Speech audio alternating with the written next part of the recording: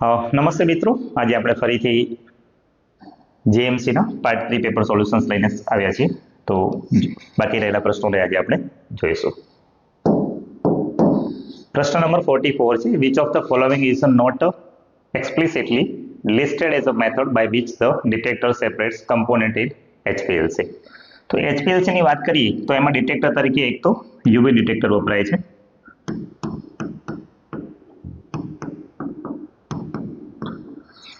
બીજું જોવા જઈએ તો આરઆઈ ડિટેક્ટર વપરાય છે. ત્રીજું જોવા જઈએ તો ઇલેક્ટ્રોકેમિકલ ડિટેક્ટર વપરાય છે. એટલે આ ત્રણ ડિટેક્ટર વપરાય છે જ્યારે વેપર પ્રેશર ચેન્જીસમાં એઝ અ ડિટેક્ટર તરીકે યુઝ થતું નથી. તો એનો જવાબ આવશે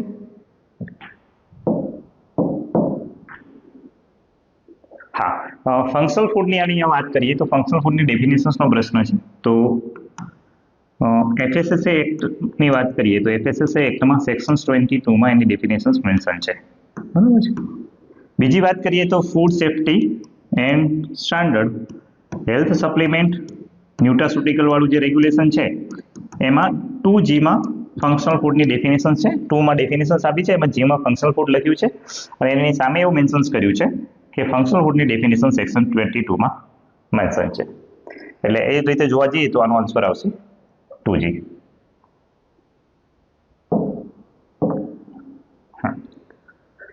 specific type of business must have mandatory recall પ્લાનની વાત છે કે રિકોલ પ્લાન કોના જોડે હોવું જરૂરી છે. તો રિકોલ પ્લાન રિટેલર, હોલસેલર જોડે, પેટી ફૂડ મેન્યુફેક્ચરર જોડે અને ફૂડ સર્વિસ એસ્ટાબ્લિશમેન્ટ માટે મેન્ડેટરી નથી, ઇમ્પોર્ટર માટે મેન્ડેટરી છે. તો જવાબ આવશે ઇમ્પોર્ટર્સ.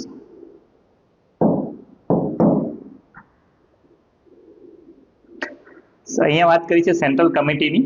તો આ પ્રશ્ન PFA નો છે અને PFAમાં સેક્શન 23માં મેન્શન છે.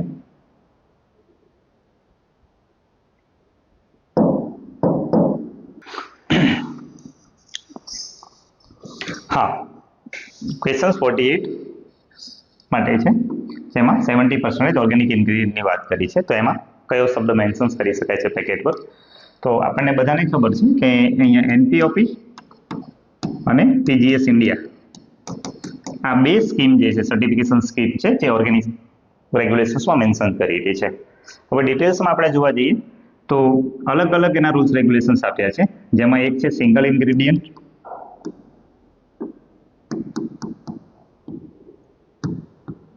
બીજું છે મલ્ટી ઇન્ગ્રેડિયન્ટ, બરોબર છે. સિંગલ ઇન્ગ્રેડિયન્ટમાં એક જ વસ્તુ છે કે 100% એ ઓર્ગેનિક છે. એમાં ક્લિયર છે કે 100% ઓર્ગેનિક છે કે નહીં, એના બેઝ પર પ્રોડ્યુસ, મતલબ સિંગલ પર્સન્ટેજ છે તો produce of organic agriculture, of agriculture એવો વર્ડ મેન્શન કરી શકાય છે. મલ્ટી ઇન્ગ્રેડિયન્ટની વાત કરીએ તો 95% જો મલ્ટી ઇન્ગ્રેડિયન્ટ ઓર્ગેનિક છે તો એમાં એવું મેન્શન છે કે તમે સર્ટિફાઈડ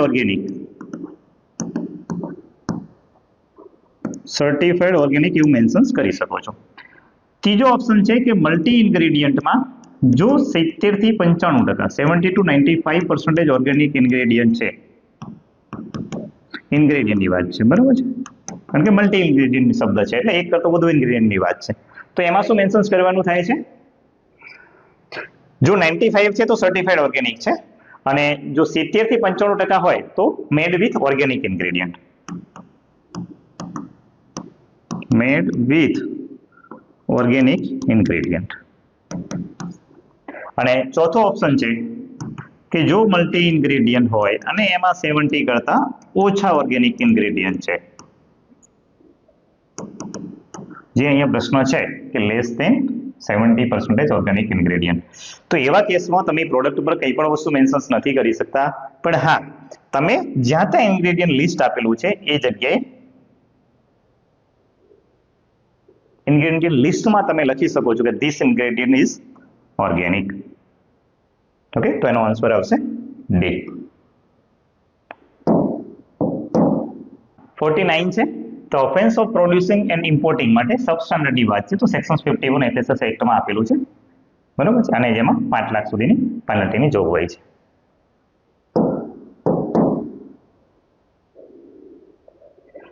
એફએસએમએસ ની વાત છે તો એફએસએમએસ માં એસેપ બેઝડ પ્લાન કોના માટે મેન્ડેટરી છે? તો સેન્ટ્રલ અને સ્ટેટ લાઇસન્સ માટે એફએસએમએસ મેન્ડેટરી છે. હવે which reagent combinations would be the most effective for achieving the conversions of ketone to a secondary alcohol? Then lithium aluminum hydride આનો આન્સર આવશે, followed by hydrolysis. તો ઇલેક્ટ્રોફોરોસિસ ની વાત છે તો ઇલેક્ટ્રોફોરોસિસ મેથડ છે તો એ શાના બેઝ પર પ્યુરિફિકેશન અને સેપરેશન્સ કરે છે? તો ચાર્जेस ઓન કોલોઇડલ પાર્ટિકલ્સ ના બેઝ પર કરે છે, તો એનો આન્સર આવશે ડી. રિસ્ટ્રિક્શન્સ ની વાત છે, અહીંયા રિસ્ટ્રિક્શન્સ રેગ્યુલેશન્સ ની વાત છે તો એફએસએસએ એક્ટ ની આપણે વાત કરીએ છીએ તો એફએસએસએ એક્ટમાં prohibitions, food safety and standard, prohibitions and restrictions regulation જે છે એના અંદર ઓનલી 2 ચેપ્ટર છે, 2 જ ચેપ્ટર છે અને એમાં ચેપ્ટર નંબર 2 માં મેન્શન છે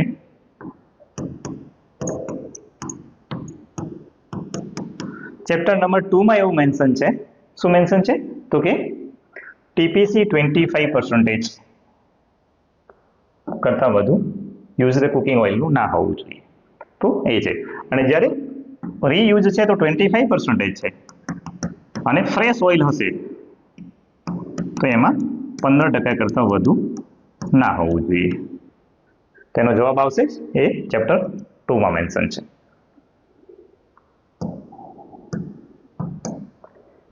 prescribed vegan logo is a square. હા, વેગન લોગો કેવો છે? તો વેગન લોગોની આપણે વાત કરીએ તો સ્ક્વેર છે જેમાં વેગન લખેલું છે, અહીંયા વી મેન્શન છે અને નાનો અહીંયા પ્લાન્ટ દોરેલો છે. આ રીતે વેગનનો લોગો છે અને કયા કલરમાં છે? તો ગ્રીન કલરમાં છે, તો આન્સર આવશે green. The detections of total polar compound in used cooking oil is an intermediate quantitative test. The legal limit that prohibits the use of oil. તો હાલ જ આપણે ડિસ્કશન થયું કે 25% કરતાં વધુ ટીપીસી ના આવવું જોઈએ ઇન યુઝડ કુકિંગ ઓઇલ, અને જો ફ્રેશ ઓઇલ હશે તો not greater than 15 TPC fresh ઓઇલની વાત આવશે, તો આન્સર આવશે ડી. હાઇજીન મિત્રા છે તો હાઇજીન મિત્રા માટે હાઇજીન રેટિંગ સ્કીમ છે, ડાયરેક્ટ તમે મેન્શન કરી શકો છો. ફોર્ટિફાઈડ આટા જેને વ્હીટ ફ્લોર આપણે કહીએ છીએ તો ફોર્ટિફાઈડ આટામાં આપણે food safety and standard fortified food regulation જે મેન્શન છે એ રેગ્યુલેશન્સમાં એવું લખ્યું છે કે ફોર્ટિફાઈડ આટામાં વિટામિન B9, B12 અને આયર્નનું ફોર્ટિફિકેશન્સ કરી શકાય છે, જેમાં B9 એ જે ફોલિક એસિડ તરીકે ઓનલી ફોલિક એસિડ યુઝ કરી શકાશે, બીજો કોઈ પણ સોર્સ એમાં યુઝ કરવાની પરમિશન નથી, તો આન્સર આવશે A folic acid only. Validity of the certificate for both the trainer Mitra and hygiene Mitra. Hygiene Mitra અને ટ્રેનર મિત્રનું જે સર્ટિફિકેટ હોય છે એ 2 years માટે વેલિડ હોય છે. Which specific type of food product is exempted from the mandatory certifications requirement under the regulations? અહીંયા કંઈ proper લખ્યું નથી કે શાનું એક્ઝેપ્શન છે, શાનું સર્ટિફિકેશન છે, એવું કંઈ મેન્શન્સ નથી, પણ ઓપ્શન્સ પરથી આપણે થોડું દિમાગ લઈએ તો લાગે કે ઓર્ગેનિક સર્ટિફિકેશન્સની વાત છે તો એવા કેસમાં આપણે અનપેકેજ્ડ જે ફૂડ છે માર્કેટમાં અને કન્ઝ્યુમર વિધિન ધ લોકલ એરિયામાં જે કન્ઝ્યુમ થાય છે એના માટે મેન્ડેટરી નથી, એ એક્ઝેમ્પ્ટેડ છે, તો આન્સર આવશે સી.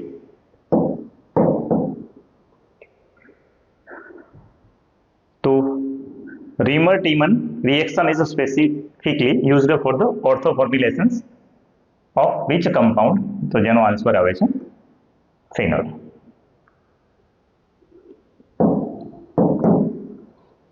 અહીંયા વાત કરી છે health supplement is in the form of capsules, tablet or pill. The recommended daily usage જે છે એક સાના કરતાં વધુ ના હોવો જોઈએ, તો જે કોન્સન્ટ્રેટેડ ફૂડમાં મેન્શન છે એના કરતાં વધારે ના હોવો જોઈએ. જનરલ કેટેગરીની વાત છે, તો આન્સર આવશે એ.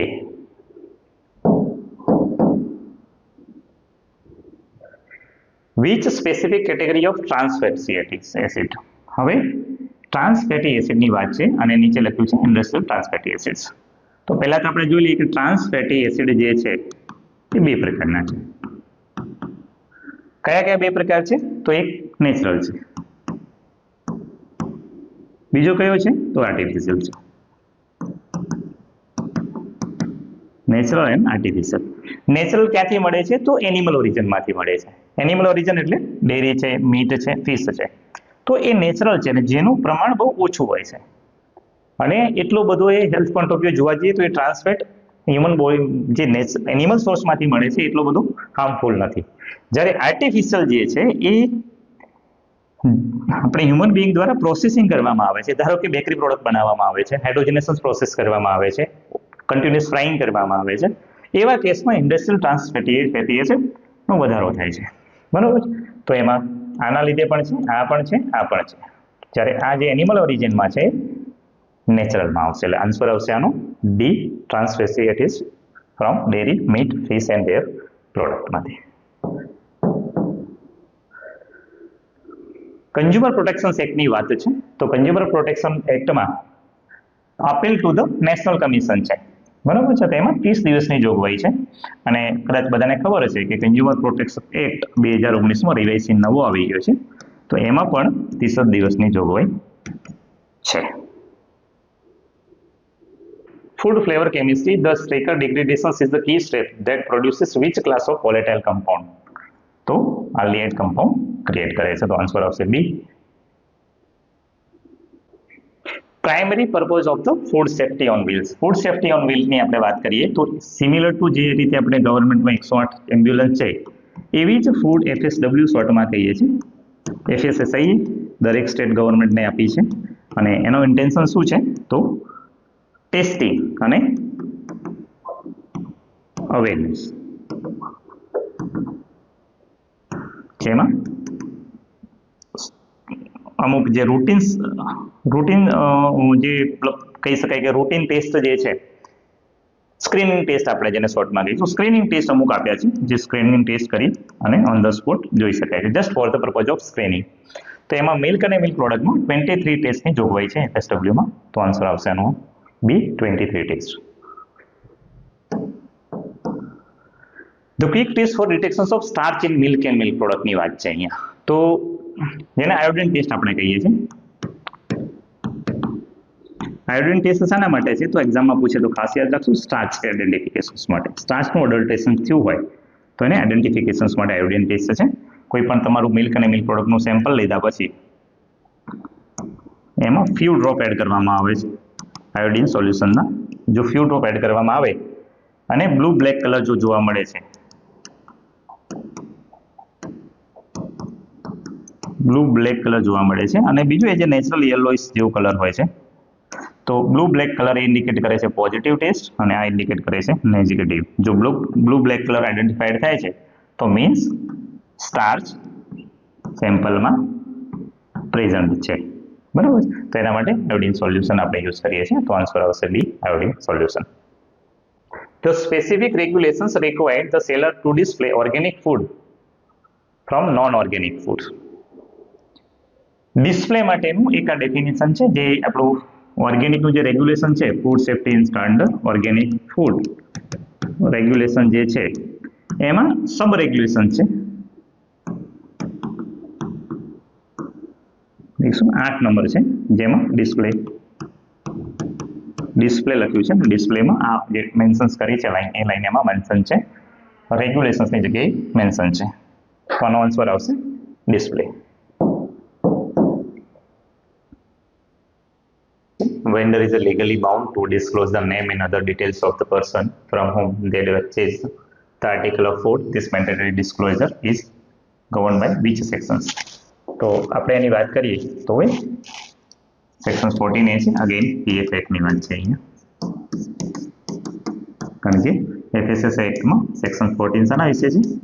સાયન્ટિફિક કમિટી વિશે છે.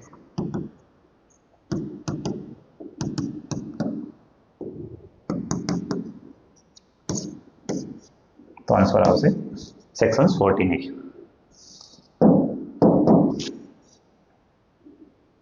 ગેસ ક્રોમેટોગ્રાફીની વાત છે. તો ગેસ ક્રોમેટોગ્રાફીની જ્યારે વાત કરીએ છીએ તો એમાં હંમેશા વોલેટાઇલ અને સેમી વોલેટાઇલ કમ્પાઉન્ડ્સ જે છે એના બેઝ પર એનું એનાલિસિસ થતું હોય છે. તો આન્સર આવશે ડી.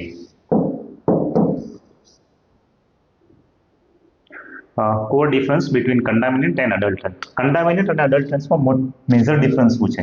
તો એક વસ્તુ ખાસ યાદ રાખી લો, કન્ટામિનન્ટ છે ઇન્ટેન્સલી નથી આવતું, ઇન્ટેન્શનલ નથી હોતું. જ્યારે અડલ્ટન્ટ હોય છે ઇન્ટેન્શનલ હોય છે, એનું ઇન્ટેન્શનલી અડલ્ટન્ટ કરવામાં આવે છે, ઇન્ટેન્શનલી એડ કરવામાં આવે છે. તો અને ઇન્ટેન્શનલી કેમ એડ કરવામાં આવે છે? તો મેજર રીઝન શું હોય છે? ઇકોનોમિકલી ગેઇન કરવા માટે, પૈસા વધુ કમાવા માટે જનરલી એડલ્ટેશન્સ કરવામાં આવતું હોય છે.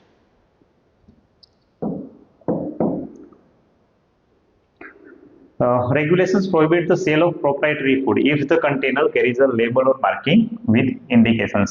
તો ડેરી પ્રોડક્ટમાં પ્રોપ્રાઇટરી ફૂડ આપણે પ્રોહિબિશન રિસ્ટ્રિક્શન્સમાં જોવા જઈએ રેગ્યુલેશન્સમાં તો મિલ્ક અથવા ડેરી પ્રોડક્ટમાં પ્રોપ્રાઇટરી ફૂડમાં પ્રોહિબિશન છે. તો આન્સર આવશે એ.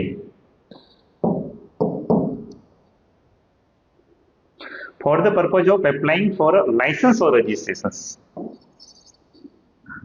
પ્રશ્ન જોવા જતા થોડો પ્રશ્ન સેટરને થોડું કન્ફ્યુઝન થયું છે આમાં.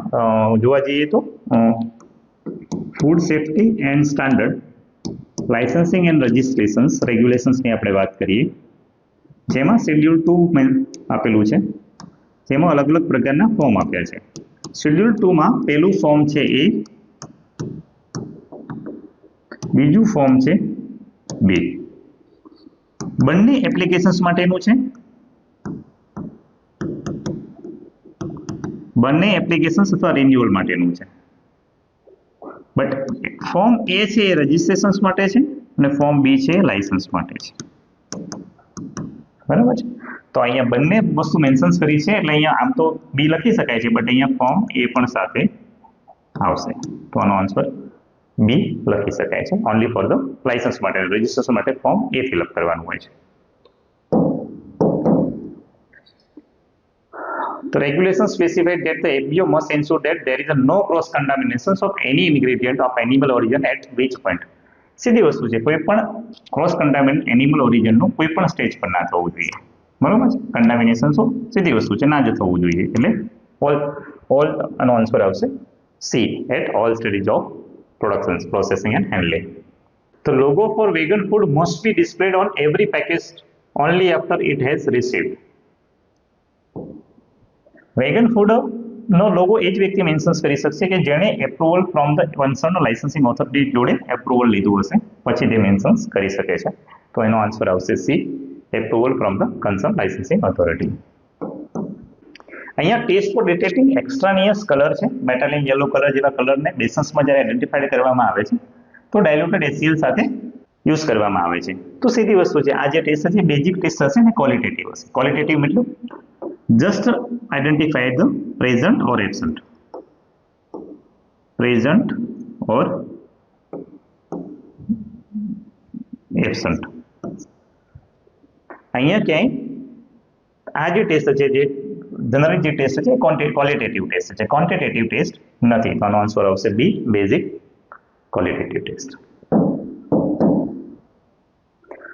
The minimum limit of detections MDL for butter yellow in mustard oil ની વાત કરીએ, જેની 0.01% ડિટેક્ટ થઈ શકે છે. તો then the test produces what color when positive? તો કયો કલર આપે છે? તો પિંક અથવા રેડ કલર આપે છે. The requirement for using separate and dedicated equipment for processing vegetarian and non-vegetarian food is a mandatory for which category of food businesses? અહીંયા વાત છે કયા using the separate and dedicated equipment for the processing vegetarian and non vegetarian food is mandatory for which category of food? તો manufacturing અને processors માટે mandatory છે. તો answer આવશે D. Again, what is the maximum permitted daily usage for ingredient excluding micronutrient in health supplement and nutraceuticals as compared to the quantities specified in Schedule 4? Then answer is 150% of Schedule 4 maximum.